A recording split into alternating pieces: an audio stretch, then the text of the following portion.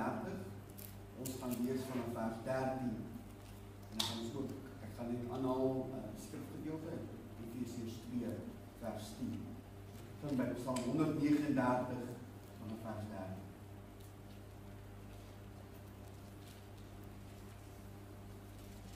So amper niemand in die Bijbel, dus gaan Psalms 139, ek gaan by vers 13.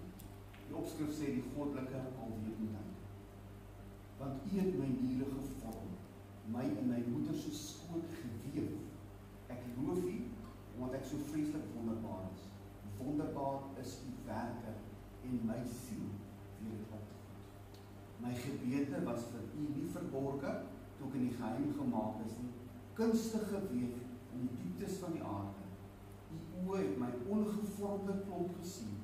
In die boek is hulle almal opgeskrywe, daar dat alles bepaal was, toe nog geen een van hulle daar was.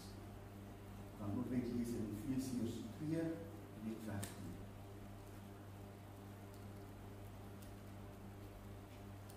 Hy sê, want ons is sy maaksel, geskape in Christus Jesus, tot goeie werke, wat God voorberei, sodat ons daarin kan wandel. Vir my is vanmôre 'n spesiale dag, 'n spesiale diens, 'n spesiale boodskap. Want ek glo regtig dat die Here 'n spesifieke boodskap vir elkeen van julle. Daar's nie so iets soos toeval nie. Oom Rudy se het altyd gepraat van toevallig. As jy dit so toevallig nie. Al wat hy sê is toeval die lig. Dis al wat gebeur is. Jy het skielik dit ding gesien. Toeval bestaan nie. Daar is nie so iets soos toeval nie. En veral as jy dink aan die skrifgedeelte hier wat ons gelees het, en hy sê dat my dae, die dae is alles klaar bepaal, toe nog geen een van hulle daar was nie. Die Here het 'n boek gehad, en in die boek het hy geskryf, dis wie jy net Messias gaan wees. Dis hoe sy gaan lyk, dis hoe sy gaan optree, dis hoeveel kinders sy gaan hê, dis hoe sy gaan praat met haar man, met haar kinders, en dis wat ek vir haar instuur. Alles klaar voor die tyd uitbeplan. Ons tema hierdie jaar is 'n duidelike drie woordjies. En as jy nog nie ken nie, weet van julle het nou al 'n paar keer dit gehoor. Die tema sê jy is volgende. Jy is jou beurt. Jou beurt, jy is volgende. En ek hoop dat dit begin al vir u iewers 'n klokkie lui, iewers aan die gang kom. Terwyl ons hierdie week ry en ek het eers gedog goed om gratis gekry, maar ek weet regtig nie hoe dit gebeur nie. Ons ry afskaap toe, was Vrydag geweest, daar ry afskaap toe, en dan kom by die tolle. Nou ons is gewoon gereed vir die tolle. Die geld is maar opgeland, en ek weet, dit is die staanse bedrag, R50, 50 sent, moet jy iewers gereed hê. Daar sy die geld in die hand. En toe sy stop langs, toe sê sy vir my, o, jy kan maar ry. Ek sê, wat bedoel jy? Sy sê, jy nie 'n tol. Ek sê, ja, sê die tol, maar hy is weg. Toe sy regtig die tol dingetje wat ons van Gauteng afgebring het. Hy is diep weggeberg, ek kan nie glo nie. Hy sal nooit sommer net so optel nie. Diep daaronder waar opgetel het, hy het getrigger en gesê, is reg, jy kan maar gaan. Ek sê vir Tasha, die guns van die Here. Die guns van die Here is met ons.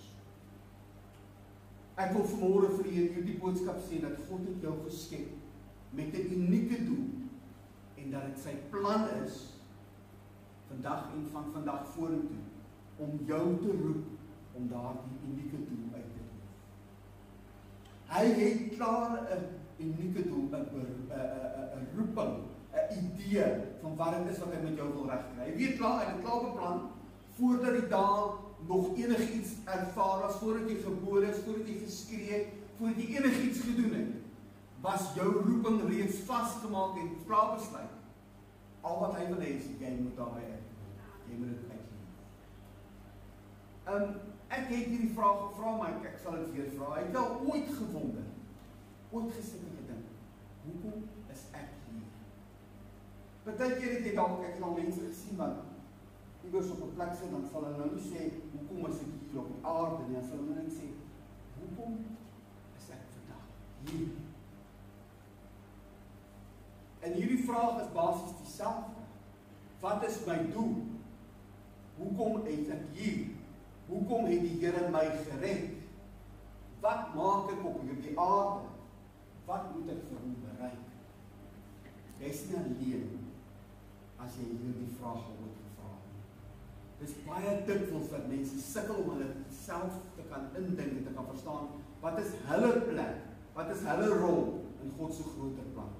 Die heel eerste boodskap wat ek ooit in hierdie gemeente gebring het, en dit is so 13 maande terug, Desember maand 2023, het ek met u gepraat oor God se roepstem.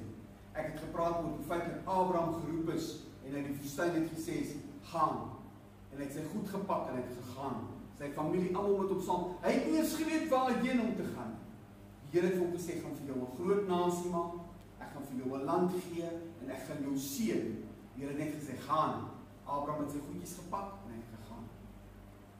Ek wil weer hierdie onderwerp aanraak, maar ek wil so 'n stap of 2 terug staan. Voordat ons by roeping kom, wil ek eers met u praat oor die skepping. Daarom sê die tema van die boodskap vanmôre, van skepping tot roeping. Die Here het ons geskep met 'n roeping, maar ek en u moet beweeg van skepping tot roeping.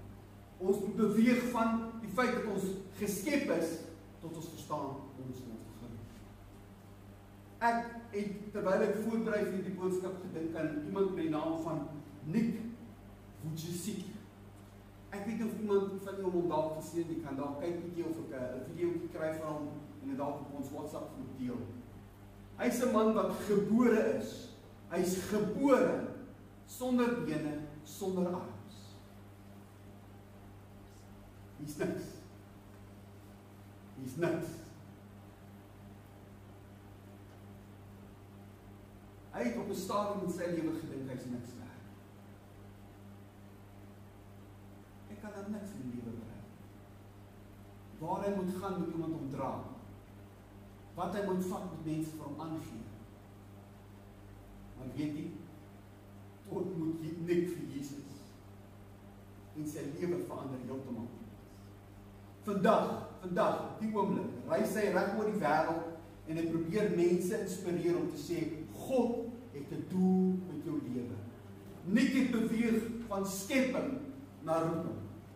Jy kan dalk vanmôre vir jouself, vir jou sê, maar iemand het dalk nie gebore gewees op 'n stadium op 'n manier gebrek of iets wat hy dalk 'n ongeluk. Maak nie saak wat dit is wat op jou pad gebeur het, wat verander het hoe jy na jouself kyk nie. God het jou op 'n wonderbaarlike manier geskaap. Hy het jou wonderbaar geskaap. Hierdie vers in vers 14 roep uit, hy sê, geloof nie, omdat ek so vreeslik wonderbaar is. Wonderbaar is die werke. En weet jy, vandag nog as ek kyk na dinge daar buite kan skepsels wat mense mee uitkom. En Pieter, dis die wonderlikste goed. Dis regtig, dit maak my partykeer, ek sou nooit kon dink dat 'n mens kon, maar die mens se skepping is net wonderbaar omdat God hom geskep het. Kyk hoe het hy ons gemaak, kyk hoe het ons staat gestel om dinge te doen. Die verstand van die mens, die hande van die mens, die manier waarop ons dinge kan doen, is alles as gevolg van wat God geskep het. Ek wil begin met die eerste punt en praat oor die skepping as God se meesterstuk. Terwyl ons lees in Psalm 139, praat hy daarvan dat die Here het ons aan mekaar geweef terwyl ons nog in die skoot was van ons moeders. En dit mag dalk snaaks klink as jy dink dit staan in Psalm 139. Voordat die wetenskap van enigiets geweet het. Vandag weet ons dat ons liggaam, ons basiese boublok is DNA. En die DNA is so 'n stringetjie van goedjies wat aan mekaar is. Die Here het jou DNA's stringetjies gevat en dit het hulle so aan mekaar gesit. En tot vandag toe mense begin al daarmee te lol, want ons mense dink ons kan enige plek vat en enige plek doen. Hulle begin al waar hulle wil probeer sê, kyk, miskien kan ek hier 'n verandering maak en ek kan besluit of my kind se hare wit moet wees, blond moet wees of bruin moet wees, of my kind blou oë of rooi hare moet hê, of hy moet lank wees of hy moet fin. Mense wil gaan mors met iets waar hulle niks van verstaan nie. Want God het dit aan mekaar geweef terwyl ons nog in die moederskoot was. Daar kom 'n besluit, selfs 'n tweeling, twee kinders wat uit dieselfde moederskoot uitkom, gaan met verskillende getrekke, gelaatstrekke, gewoontes, optredes, Alles van dit kan anders uitkom, want God weef ons binne ons moeder se skoot. Hoe ongelooflik is dit nie, dat God met soveel sorg en soveel detail iets skep. Ek sit baie keer en ek glo nie dit is vir u 'n skok of 'n verrassing as ek sê hoe lief ek vir my vrou is nie. Maar weet jy, as ek baie keer so sit, Brennan, so sit in die vleerhuis, ek sit so baie keer, kyk ek kon nie so op gesig. Dis met normaal bietjie terlakloos, ja, dis reg. Ek het die voorreg, ek mag dit doen. Maar sit ek en kyk, jy mag dit dalk self doen as jy na Frans so sit en kyk. Jy sit en kyk jy na die spoentjies. Of die manier waarop sy haar 'n bietjie trek. Al ken ek so. Ek, met die jare wat ek al ken, kan ek al daaraan dinge koppel. Jy staan, jy raak gewoond aan iemand se gesig. Jy raak gewoond aan dat jy kan sien, as daar so voel, so wat optrek, dan weet ek sê so, maar kan sê, wat praat jy met sy? Maar ek sê so, as ek is jou raak, ek het die kop seer. Ons raak mekaar gewoond. En hoe dit gebeur, dis as gevolg van die detail wat God ingebou het in die mens. Die hoeveelheid spiere wat ons het net in ons gesig, alleen, om vir mense te kan wys, as ek gelukkig is, ek ongelukkig is, ek bly. Dink net hoe wonderlike detail is dit wat God in ons as mense gebou het. Hoe wonderlik het hy ons geskaap het. Ek dink, terwyl ek voorberei, dink ek aan 'n pottebakker wat 'n klein pot vul. Ek weet nie of jy al gekyk het nie, en 'n vingers wat al partykeer so heeltemal op, soos wat hulle werk met klei. Hy weet net waar om sy vingers verdruk, terwyl daar die pot op die wiel swing. Dan druk hy hom so, dan vat hom. Ek kan my verbaas om te sien, hoe men net 'n klein vinger aanraking, daar iets gebeur. Hoe daar 'n ongelykheid weer uitgehaal word. Hoe daar 'n nuwe duitjie ingebring word, en dan voor jy weer sien, dan is die duit 'n ring. En voor jy weer kan sien, dat hulle hand vas is aangesit in die pot. Die pottebakker draai jou presies soos wat jy gedraai moet word. Hy vorm jou net soos wat jy gevorm moet word. Ons het daardie ou koortjie wat ons sê, doen slegs u wil, Heer, u wil met my. U pottebakker met my die klei. En weet jy, dit wys na iets meer so, want die pottebakker vorm daardie stuk klei oor 'n periode voordat hom in die oond sit dat hy gebak moet word. Maar jou eie persoonlikhede, jou gawes, ja, selfs jou tekortkominge, is God van ons. Maar weet jy, wat is dit wat die wêreld ons laat glo? Jy is nie genoeg nie. Miskien het iemand dalk onlangs vir jou gesê, jy is nie goed genoeg nie. Ek dink, terwyl ek daaroor sit en pyns, dink ek aan 'n skilder wat die pragtigste meesterstuk voorberei. Dalk een van die skilders wat weet regtig om aandag te gee aan detail. Ek het al gekyk na die skilderye van mense soos Rembrandt of Vincent van Gogh, wat regtig weet om die detail vas te vang van 'n toneel waarna hulle kyk. En iemand kom daar verby en hy sê, o, ja, ek hou nie van daardie kleure nie. Is dit reg? Is dit prakties? Dink jy regtig 'n meester soos Rembrandt moet gaan in die geel gaan groen maak, omdat Jeanette nie hou van geel nie? Dis nie hoe dit werk nie. God het ons geskape soos wat ons is. Hy het ons geskape as 'n perfekte meesterstuk. En dit is nie nodig vir enige iemand om daaroor sy mond uit te spoel of jou te sê, jy is nie goed genoeg. As jy wil gaan lees daaroor, die Here kyk na dit wat hy skaap en hy sê, dit is baie goed. Hy het die mens geskaap en hy het na ons gekyk en het gesê, dit is baie goed. Ek het dit goed geskaap. God is trots op sy skepping. Hy is trots op elkeen van die wat vanmôre hier is. Die waarheid is dat ons is geskep in die beeld van God om sy heerlikheid te weerspieël. Elke deel van jou lewe, jou vreugde, jou seer, wys iets van wie God is. Dis hoe ons lyk en is wie ons is. So wil jy die eerste punt afsluit met hierdie vraag, en ek wil hê dat jy moet, as jy self dalk voel, jy kom op 'n plek waar ander mense met jou ontevrede is, of jy ontevrede is met wie jy is en wat jy doen. Waar in jou lewe het jy begin glo dat jy minderwaardig Ek het so onlangs gehoor en het gepraat van nuwe jaar voornemens, sê hulle, raak ontslae van mense wat jou laat sleg voel. Raak ontslae van mense wat jou minderwaardig laat voel. En dis miskien 'n baie groter onderwerp wat ons op 'n ander tyd moet hanteer. Maar jy het nie verhoudings nodig van mense wat jou afdruk nie. Jy het nie vriende nodig wat heeltyd vir jou vertel dat jy nie is soos wat jy veronderstel is om te wees nie. As daardie vriend besig is om jou te probeer op die pad kry, om jou by die hemel uit te kry, as hy bekommerd is vir jou siel, dan is jy op die regte plek. Maar as jy 'n vriend het wat jou sê jou hare is te lank, jou bene is te skeef, hierdie toon van jou saamkrom, in die tweede gedeelte wil ek graag praat oor die roeping. Hoe kom ons van skepping tot roeping? In Efesiërs het ons gelees dat hy sê, ons is sy maaksel, geskape in Christus Jesus tot goeie werke, wat God voorberei het. Dit beteken dat Christus het ons geskep vir goeie werke, wat God lankal al voorberei het. Kom ek lees dit weer vir u, hy sê, ons is sy maaksel, geskape in Christus Jesus, tot goeie werke, wat God voorberei het. Die Here het klaar die werke voorberei. Hy het klaar bepaal wat dit is wat jy moet doen. Hy het klaar jou roeping uitgekies. Jy is gemaak deur Christus Jesus om by God se roeping te kom.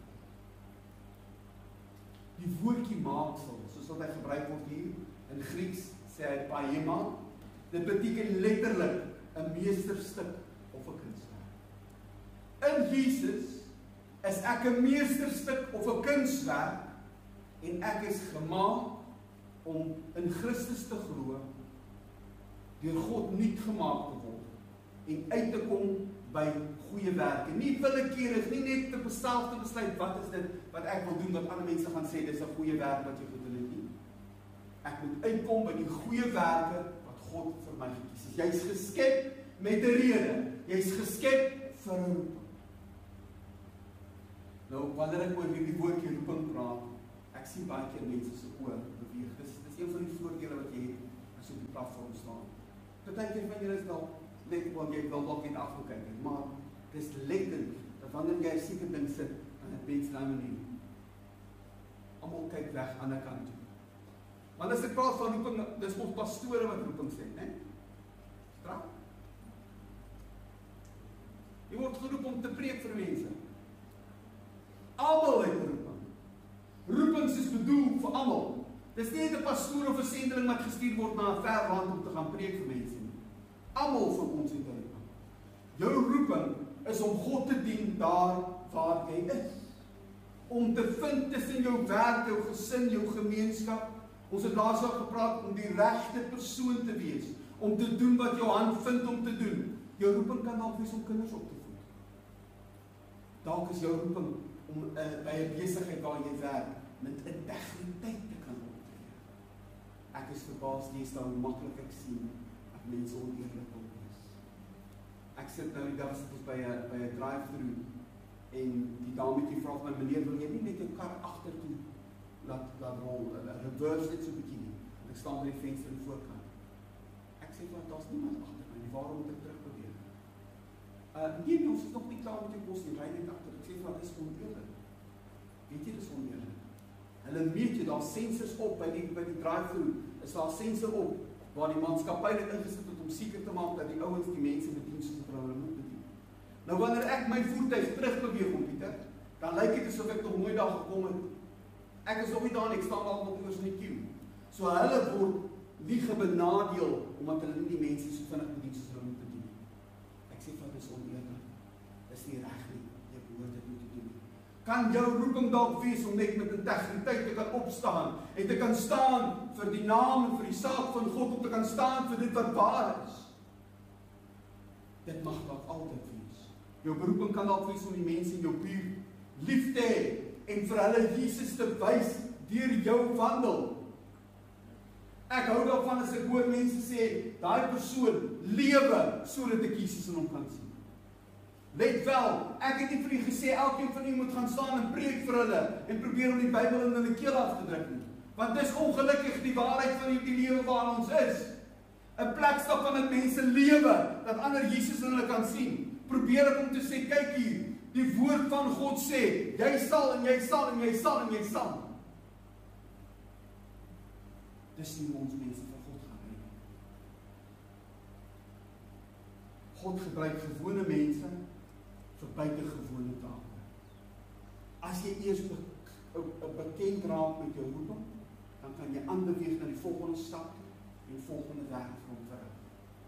Jy het nie nodig om iets spesiaals te wees of iets anders te wees nie. Jy is klaar 'n meesterstuk.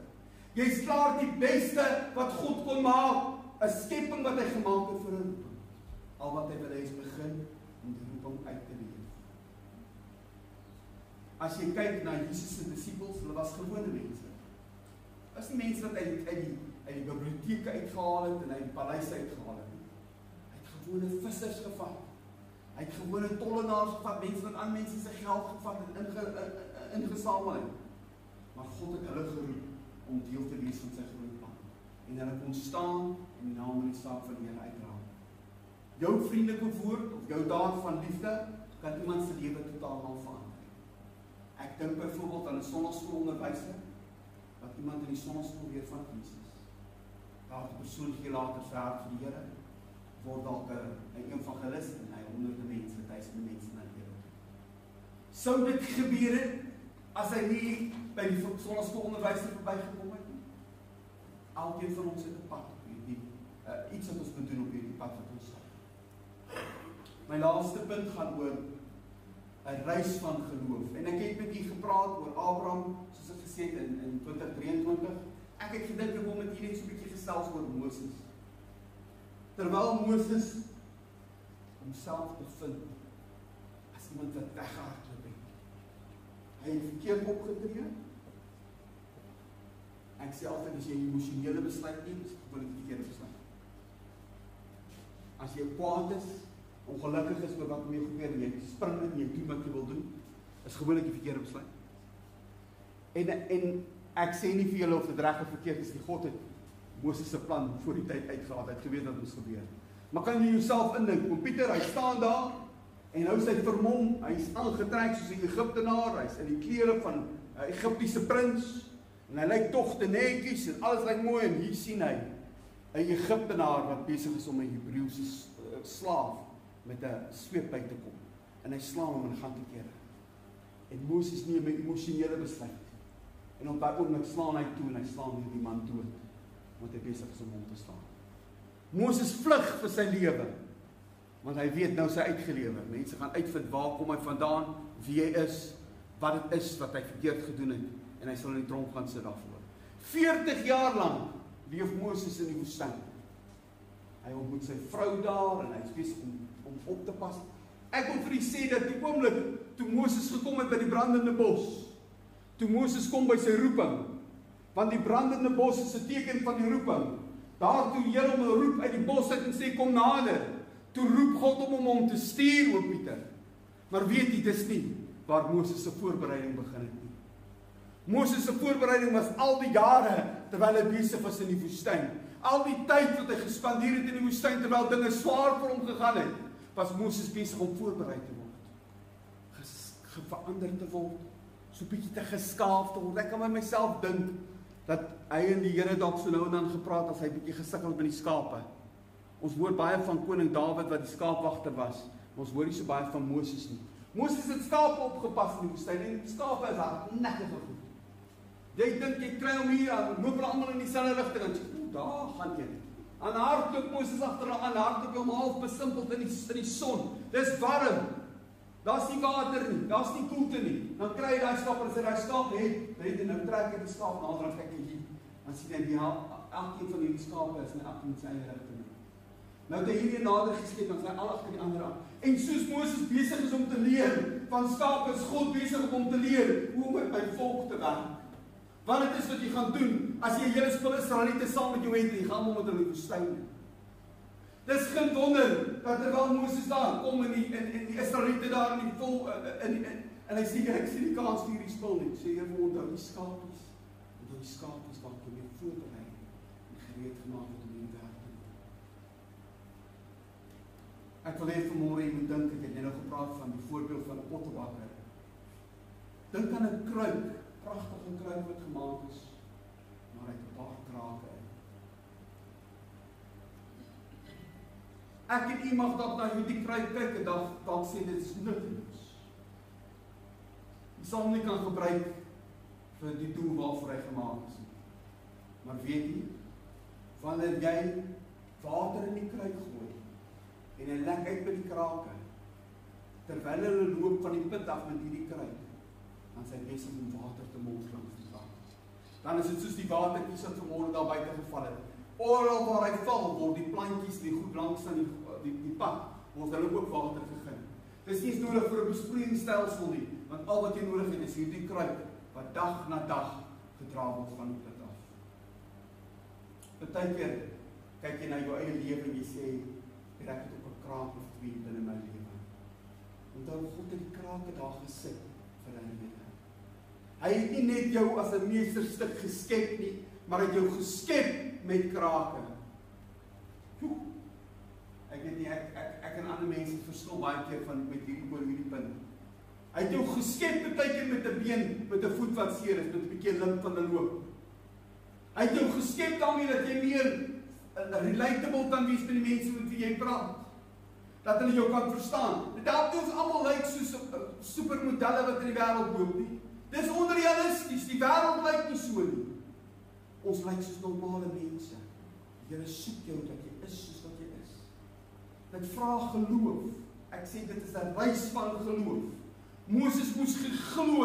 Ek dink dit moes dalk die eerste paar maande of weke gewees het, 40 jaar. Ek dink nie vir 40 jaar het God nooit vir hom gesê, Moses, eendag wil ek hê jy moet my volk uit Egipte uitlei nie.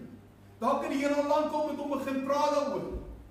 En as jy jou ore oopmaak, dan hoor jy, God is besig met jou te praat oor hierdie pad. Dis tye soos hierdie, wanneer ons praat van ons vasting tye, wanneer jy jou gemoed 'n bietjie stil raak, wanneer jy 'n bietjie gaan sit en luister en sê, Here, wat is dit waarvoor U my geskaap het? Waarvoor is ek op hierdie aarde? Wat wil U hê moet ek vir U doen? Ek wil afsluit hiermee. En ek wil U vra, wat is jou volgende stap? Wat is dit wat jy gaan doen? Waar roep God jou om in hierdie week 'n verskil te maak? Moenie dat enigiemand andersins jou van hierdie geleentheid beroof nie. Omstandighede, tye, kinders, familie, selfs mense in die gemeente, vriende, hulle gaan daarop toespits om in die volgende 20, daar's nie eens meer 21 dae oor die 20 dae wat voor lê, van hierdie tyd vir jou te beroof. As jy weer sien dat jy skielik 'n dringende opdrag wat nou gedoen moet word, net op daardie tyd om jy besluit dat jy gaan met God praat. Ek wil hê dat jy moet gefokus wees op jouself en altyd by jouself dink. As jy hierdie week net daaroor kan dink, volgende week sal ons oor iets anders praat, maar as jy kan dink die week en kan sê, ek is 'n meesterstuk. Ek is meesterlik geskep. Ek is geskep vir 'n doel. God het my vir 'n rede gemaak. En dan wil ek jou vra om 3 dinge te doen. Luister. Maak jou ore oop en luister. Vra vir God in gebed om aan jou roeping te wys. Om vir jou te sê dat jy absoluut helder kan wees. Dis wat ek moet doen. Dan tweedens, identifiseer. Kyk rondom jou. Ek en Pieter het lekker vanoggend gesels, so sê hy gee my van spek. Toe sê ek, as jy God se guns ontvang in jou lewe, moet jy sy guns uitdeel. Né? Dis reg. So wanneer God gunstig in jou rigting draai, moet jy gunstig wees teenoor ander. As mense jou gunstig behandel, moet jy gunstig wees teenoor ander. As jy God se roeping in jou lewe verstaan, moet jy weet dat ander mense moet ook hulle roeping verstaan. En jy moet hulle help om daarmee te doen.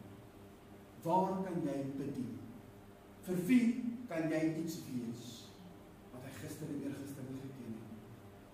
As jy dit geïdentifiseer het en dit gesien het, is die laaste stap die maklikste. Sê jy, doen! Sit jou een voet voor jou ander. Moenie skaam wees nie, staan vorentoe. Kyk hoe God het gebruik. Baie dankie aan elkeen wat getrou hul tiendes en offergawes gee. Dit maak 'n verskil in die koninkryk van God. Indien jy graag 'n bydrae wil maak, volg gerus die stappe of besonderhede soos op die beeld aangedui. Mag God jou ryklik seën. Thank you to everyone who faithfully gives their tithes and offerings. It truly makes a difference in the kingdom of God. If you would like to make a contribution, please follow the steps or details shown on the image. May God richly bless you.